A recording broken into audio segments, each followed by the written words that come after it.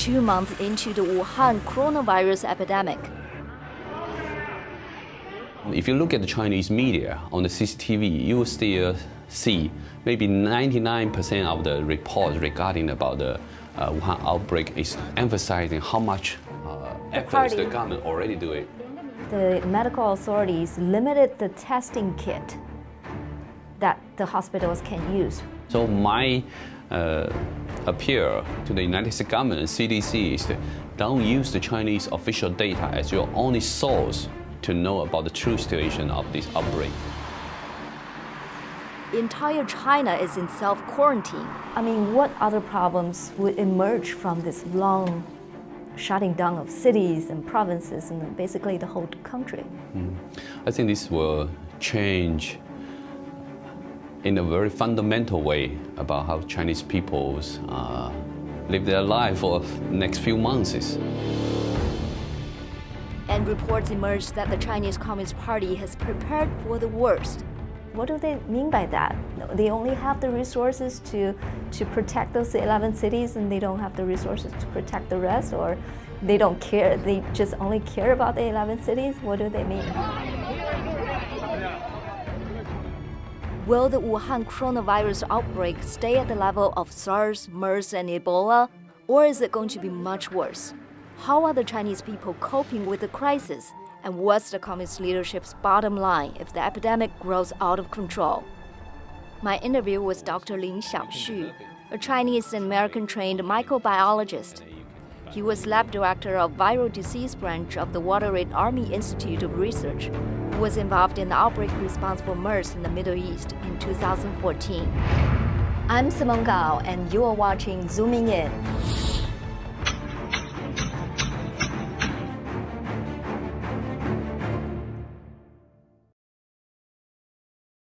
Thank you very much, Dr. Lin, for being with us today on Zooming In. Thank you very much. It's my pleasure to be with you.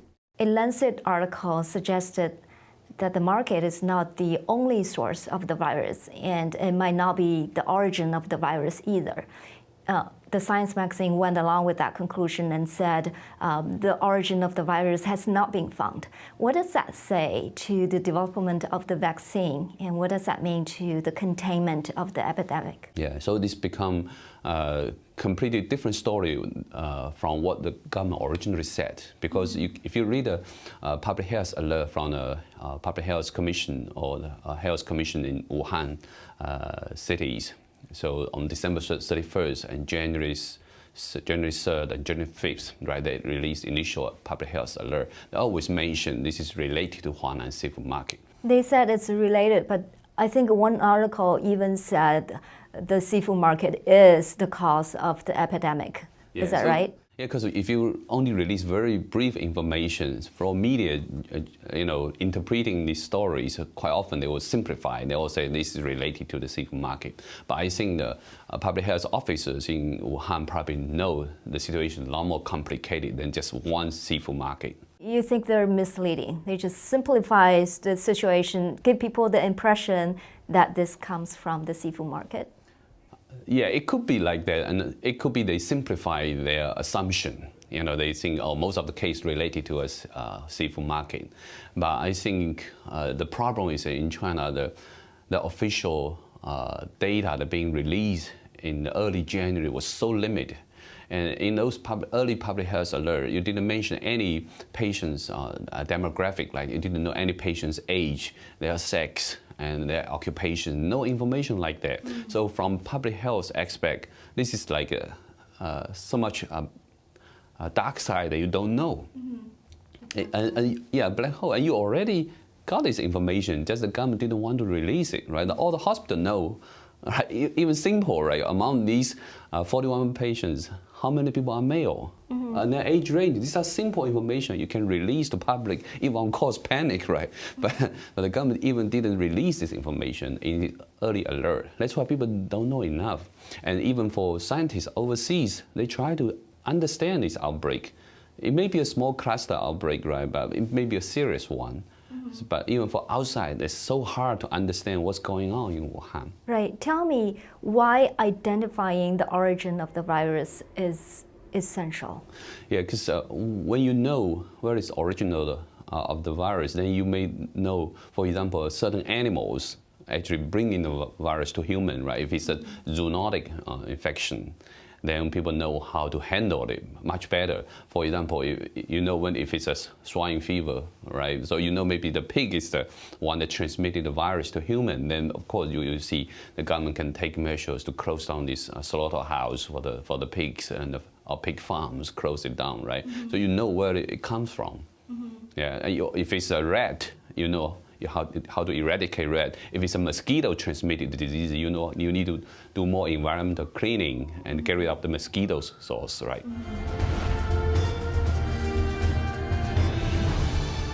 For example, if this virus originated from a bat and then jump into like a cat or chicken or something, but now people understand, all get the symptoms, they detect the virus from the chicken instead of the bat, and they think that's the origin. That could cause problems, right? Yes. They would limit the chicken, but not the bat. Yeah, so in this scenario, right, the bat could be the original source, and then the chicken or other poultry is an intermediate host, right? So if you know the original one, you know maybe those people who sell in the chicken, they maybe visit some other like bat cave, or in certain region have a lot of bat caves, and they got infected. And because the bat virus need a certain chance to transmit into these other animals, right, and adapt it for a certain while before they can transmit to human.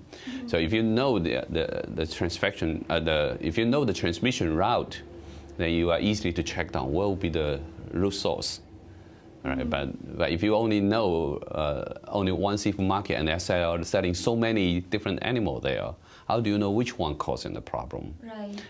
And if the cave is very far away from Wuhan, then maybe it can cause another cluster outbreak in other city too. That's why it becomes even harder to contain the problem. Right. So give us an assessment of the current stage of vaccine development for this new virus. I think it's at the very beginning age for this vaccine development. But one good thing is that you know the full genome sequence already, and some of the lab already got the virus collected from the patient samples. So you definitely have ways to design different vaccine. That's why so many scientists globally actually kind of racing to develop different type of vaccine. So how long is it going to take for them to make this thing? So it will take several months. Especially it has to go through animal tests and then phase 1 trials before they can actually use on humans. Is that going to be too late? We don't know. We don't know how long this epidemic may last. Yeah, so this vaccine is one tool that people feel that a universal vaccine can be a fundamental way to prevent the disease further spread. But that's also related to another serious issue actually, is about the immune response that people can generate against different type of vaccine. And for people who are doing vaccine development for a long time, they're always facing an issue in the modern age, because so many people, their health condition is not ideal. All right, so even the same vaccine you put on the people now, they may not generate strong enough vaccine, or the virus or the antibody titer generated from this vaccine may not be so sustainable, may not last for a long time. So you can develop different drugs, but people change. People's immune system become weaker than before. Especially so many younger generation people, they are sleep late, they have all kinds of computer games, and they don't engage too much exercise. So their overall physical condition is weaker. Okay. Yeah, even in the military you can see the young Sleeping recruits, their physical condition is weaker than previous generations. So your immune system in the whole society is overall weaker. So saying the vaccine gave to people, you stimulate less immune response. So the key issue is for people to defend themselves is still build up your own immune strength. This is still fundamental. The vaccine is only help to stimulate it, right? Right. If you're weaker, I cannot stimulate you, be stronger. Okay. Yeah. I think a more pressing issue is antibiotics for this virus, the real cure for this virus. It's antiviral drugs. Antivirus drug. Yes. Right. How is that going? So antiviral drugs may have some potential candidates because we don't have specific these novel coronavirus drugs. Definitely, it will take an even longer time. Than the vaccine. And it will take longer time than the vaccine. So we shouldn't put hopes on a cure for now. Cure is always difficult. It's basically you try to contain the situation. You try to slow down the for example, the inflammatory response that's stimulated by this novel coronavirus. It may because the virus may cause overproduction of cytokines can lead to more severe inflammatory response in their lungs. It can be systematic inflammatory response in the human bodies. And so basically a lot of treatment is try to slow down. Slow down the symptoms? Slow down the symptoms, slow down the virus replication, reduce the scale of the overproduction of your cytokines, things like that. So there are different drugs used for previous viral explosions of other outbreaks. You may use it for this novel coronavirus. So, are you saying there's no cure? I don't think it has a cure. Even SARS for 17 years, nobody said I can cure SARS. Right? Nobody said cure. Even AIDS, nobody said I cure AIDS. I only can help people live with AIDS for a longer time. I see. You can live with AIDS. You can live with HIV infection without symptoms. Right. Let's talk about the Wuhan situation right now. You know, half China is shutting down, and Wuhan, 8 million people, 11 million people. I mean, considering a lot of them already left Wuhan. So, say 8 million people are quarantined. We have seen reports from social media that there's still a big difficulty in the patients getting getting treatment from the hospitals because there's a long line. They have to wait for days to be called. And it's even more difficult for those who develop the symptoms. They can't even go to the hospital because they don't have a car. So how do you assess the situation in Wuhan, and how do you think it will evolve? So I think overall, I think the Chinese governments need to treat this outbreak more serious than what it is right now. To me, this is like a tsunami coming.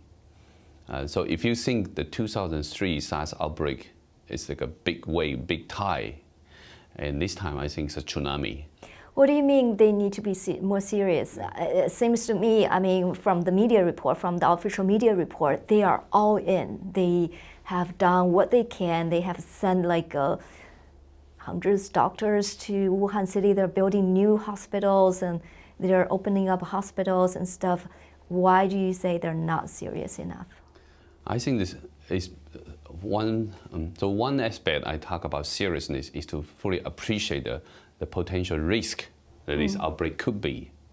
So it could be spread more globally and could be a real pandemic situation.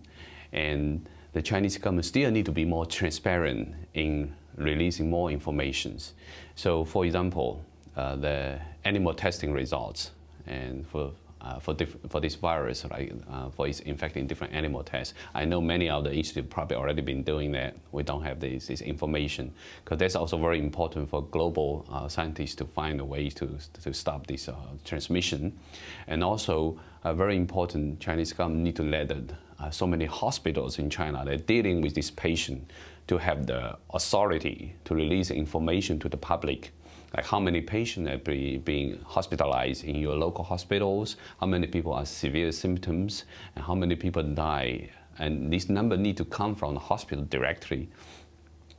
And also, a local hospital need to play a more important role to let the public know any effective treatment so far, and how many people are still maybe infected but in the community without treatment. Are they in self-quarantine situation? So the local authority need to have more rights to release information to the public. So the whole world, not only Chinese people, the whole world will know the true scale of this outbreak that already happening in China. The reason that I say the Chinese government has not really serious on it, because they do a lot of big-scale government tactics, right? So you can lock down a whole city, but just as you mentioned, 5 million people already left Wuhan. So how about these 5 million people?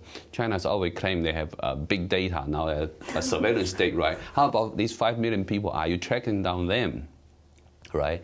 At the same time, so if you look at the Chinese media on the CCTV, you will still see maybe 99% of the reports regarding about the Wuhan outbreak is emphasizing how much efforts the government already do it, right? How much effort the party already do it. Very little you see the real problem that come from the community. You didn't see CCTV interviewing people being self-quarantined or people went to hospital, cannot find any treatment, was forced to left home. So there's very little negative report. When they mention anything negative, it's try to use it as a backdrop, saying the government doing so good to overcome the problem. The government is working so hard. They're working so hard. They always bring so many different medical troops from different cities to support Wuhan, right? Different medical supply arrive. The big corporation donate money, right? So people organize to help themselves. You'll find so many positive reports. Right. That's why you feel if situation may be contained. Yeah, they're all in. Like if the government is really on top of this, yes. We can trust the situation will be under control very quickly. I think that's the mentality of a lot of most of the Chinese people. Yeah, especially when you're watching CCTV all day long, because when you are self-quarantined at home, you probably watch this news all the time, right? Yeah. So you feel, oh, probably these things will pass in 2 weeks. Yes. But the real situation is always only in the government hand. The public still don't know. That's why I said the government still haven't treated this very seriously. I see. In a transparent way.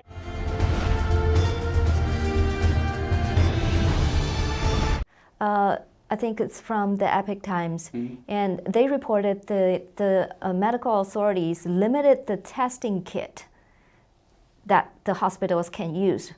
By doing that, they can limit, essentially how many number of cases. Yes, yeah. I mean.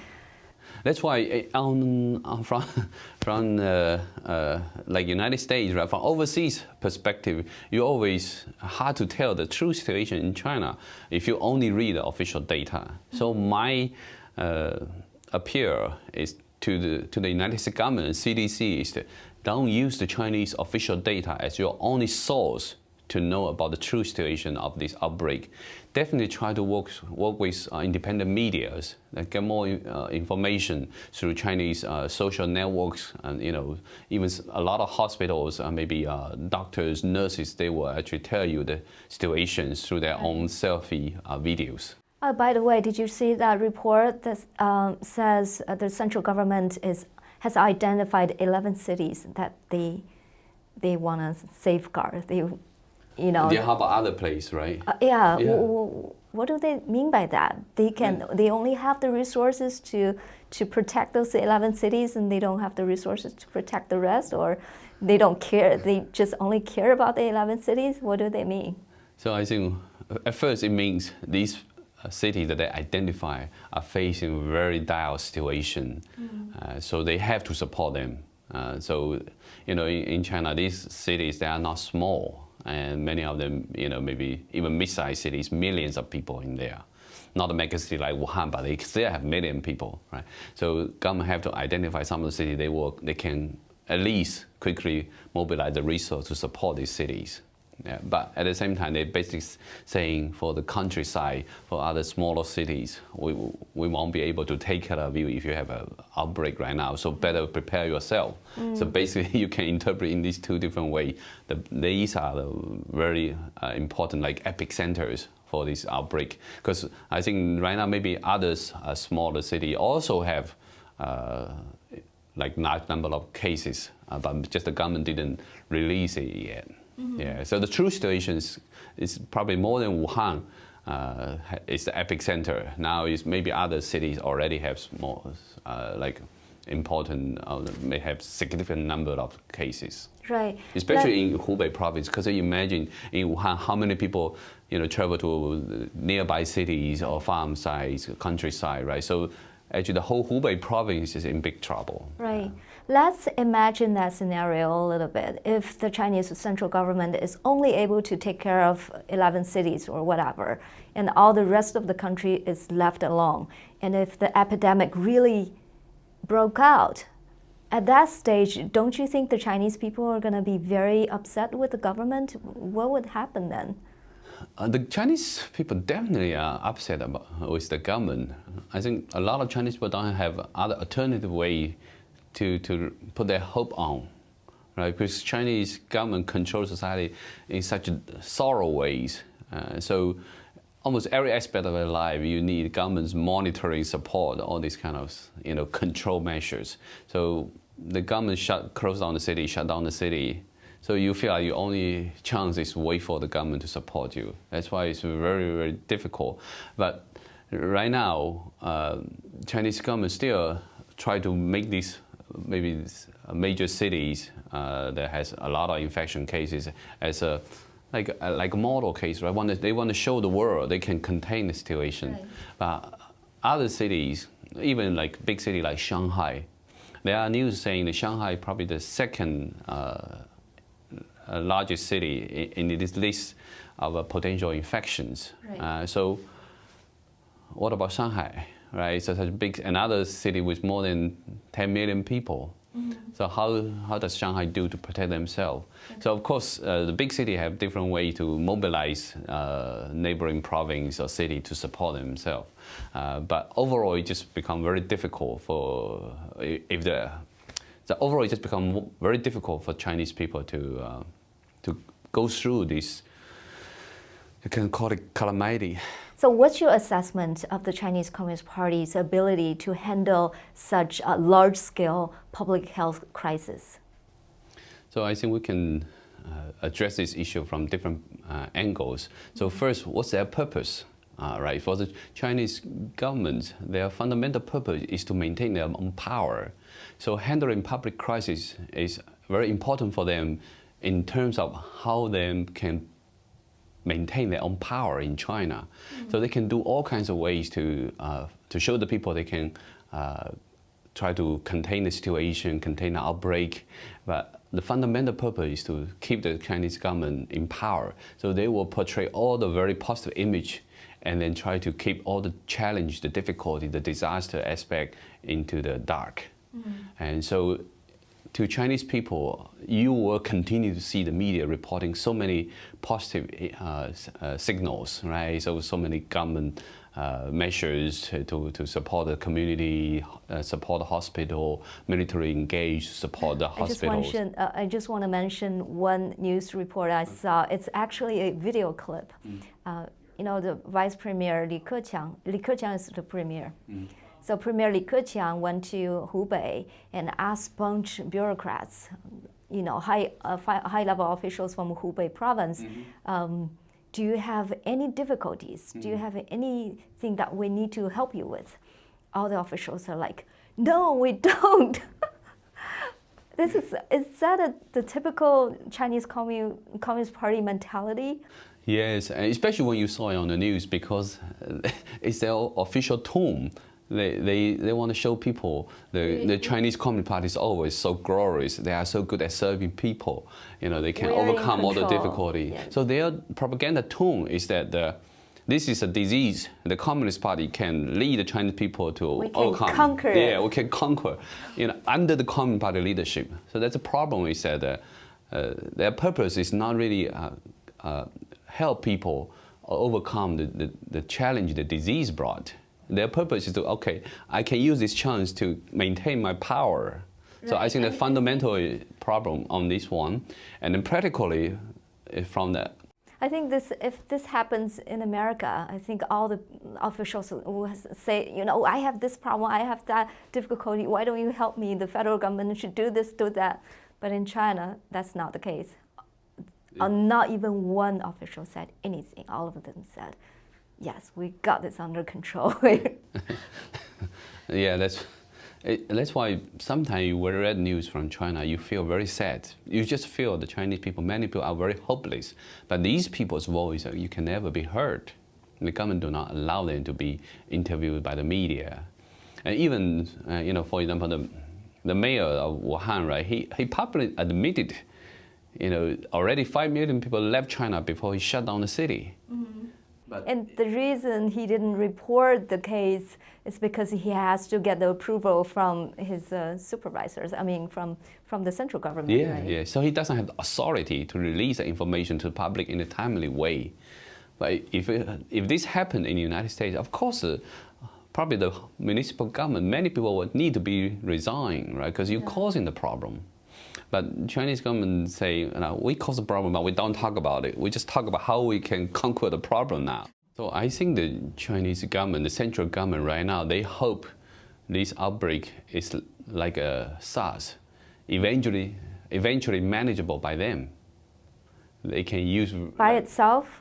Just disappear by itself? In certain way, disappear by itself. In certain way, they can show they can mobilize resources. Like in Beijing, they build up this hospital, Xiaotanshan, right? In the building, this model showing the people that we can contain thousands of people and then eventually conquer the problem. So they hope the problem is only like the SARS. So that's their betting. They have some wishful thinking. They have wishful thinking, say this is a situation. Eventually, maybe a few months, I still can manage it. I still can handle it like a SARS, even though it's bigger scale, but I can use the same tactic. That's why they built a hospital in Wuhan. So it's the same model in Beijing. They hope in maybe 3-4 months, eventually I conquer it. And this is another proof that the Communist Party is so righteous to helping people, right? So that's their back game. But I think the situation is a lot more worse than they realized. Because in Chinese government, another problem when it's so hierarchical, and because local officers do not tell the true situation to the top, just like the situation you mentioned. When Premier asks people, do you have problems? We said no. And same. And in the city level, in the county level, in the village level, they don't tell the true situation to the top.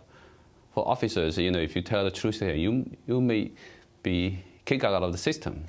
So that's why I think it's still very difficult for Chinese people to go through this very, very challenging time. One last question. Under what circumstances do you think the Chinese Communist Party will lose the heaven's mandate, according to the Chinese people? I think the last few years, especially after Xi Jinping take power, the Chinese government tried to present to the Chinese people that China is in a very glorious stage in history, right? It's the most glorious period, even better than some of the old emperor period. The Chinese government tried to say that China is the most prosperous moment, right? So they try to present this image to the whole Chinese society. But I think this epidemic in China will take these image into shatters. Crash. Yeah, I was going to say. I think this epidemic will totally crash this false image the Chinese government present to people. People will see the incompetence, the corruptions the Chinese government have. People will see it a lot more clearly than before, and they will suffer more in this epidemic. So I think it will fundamentally shaken the rule of the Communist Party. So in China history, there are quite often, before the transition into a new dynasty, there are different disease outbreak, plague, different epidemic happen at the end of Ming Dynasty, Qing dynasties. So I think this could be another sign, another situation. The history repeats itself. A dynasty-ending pandemic. Yes, it could be the dynasty-ending pandemic. Yeah, that's why. If I say seriously, yeah, it is. It's a Red Dynasty ending epidemic already happening in front of Chinese people's face, but people may not realize it. Thank you very much, Dr. Lin. My pleasure. Thank you.